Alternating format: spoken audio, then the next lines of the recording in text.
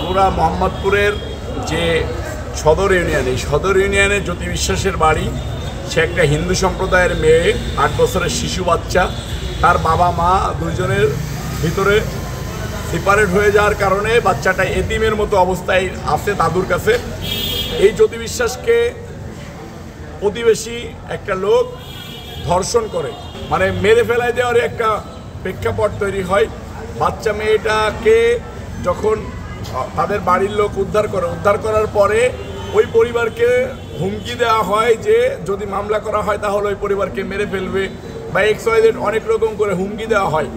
যখন এটা আমরা জানতে পারার পরে আমাদের নেতা বিএনপির ভারপ্রাপ্ত চেয়ারম্যান জনাব তারেক রহমান সাহেব এই পরিবারের পাশে দাঁড়ানোর জন্য আমাদেরকে নির্দেশনা দেয়। আমাদেরকে নির্দেশনা দেওয়ার পরে আমরা মাগুরা মোহাম্মদপুরে মিছিল করি, পরিবারের পাশে আমরা যাই দাঁড়ানোর পরে ওই পরিবারকে সাথে নিয়ে যেয়ে আমরা মামলা করি।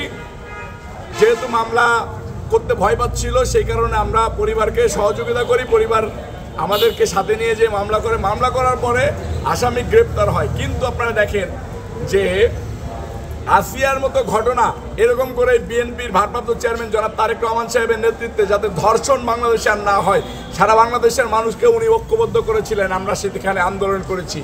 সেইখানে গিয়ে বিভিন্ন সংস্থার লোক, মহিলা সংস্থা বলেন, বিভিন্ন এই যে ক্ষমতাসীন যারা দলের ক্ষমতায় আছে তারা উপদেষ্টারা অনেকজন আসিয়ার পাশে মৃত্যুর পরে গিয়ে দাঁড়িয়েছে। জানাজায় এসে মাটি না দিয়ে জানাজা করে লাশটা কাঁধে করে নিয়ে চলে গিয়েছে। এই যে একজন হিন্দু সম্প্রদায়ের মেয়ে জ্যোতি বিশ্বাস ধর্ষিতা হয়েছে, মৃত্যুর সাথে পাঞ্জা লড়তেছে, মৃত্যু হইতে পারে, সেই জ্যোতি বিশ্বাসের পাশে কিন্তু বিএনপির ভারপ্রাপ্ত চেয়ারম্যান জনাব তারেক রহমান সাহেব ছাড়া এখন পর্যন্ত কোনো সংস্থাকে দেখা যায়নি।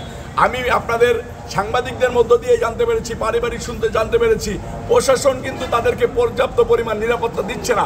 আমরা তো একটা দল, আমরা আমাদের দলের দায়িত্ব পালন করতে পারি, আমরা জনগণের পাশে যে দাঁড়াইতে পারি, আমরা তো আইনি সহায়তাটা যে পদক্ষেপ নেওয়াটা সেটা আমরা নিতে পারি না। আমাদের নেতা বিএনপির ভারপ্রাপ্ত চেয়ারম্যান জনাব তারেক রহমান সাহেব আমাদেরকে নির্দেশনা দিয়েছে, কে কি করলো তাতে আমাদের কিচ্ছু যায় আসে না। আমরা এই পরিবারের যাতে কোনো ক্ষতি না হয় সেটার জন্য আমাদের যা যা করা প্রয়োজন আমরা সেই পদক্ষেপগুলো নেব। আমরা এই যে আমাদের বোন জ্যোতি বিশ্বাস, তার চিকিৎসা এইখানে পর্যাপ্ত পরিমাণ হচ্ছে না। মাগুরা সদর হসপিটালের চিকিৎসার মান খুবই খারাপ। আমরা জ্যোতি বিশ্বাসের শারীরিক কন্ডিশন খুবই খারাপ হয়ে গিয়েছে। আমরা তাকে উন্নত চিকিৎসার জন্য কালকে ঢাকায় নিয়ে যাচ্ছি বিএনপির ভারপ্রাপ্ত চেয়ারম্যান তারেক রহমান সাহেবের নির্দেশনায়। আপনারা জ্যোতি বিশ্বাসের জন্য দোয়া করবেন। জ্যোতি বিশ্বাসের মতো, আসিয়ার মতো ঘটনা যাতে আর বাংলাদেশে কোথাও না ঘটে সেটার জন্য সারা বাংলাদেশের মানুষকে ঐক্যবদ্ধ হওয়ার আহ্বান জানাচ্ছি। ধন্যবাদ।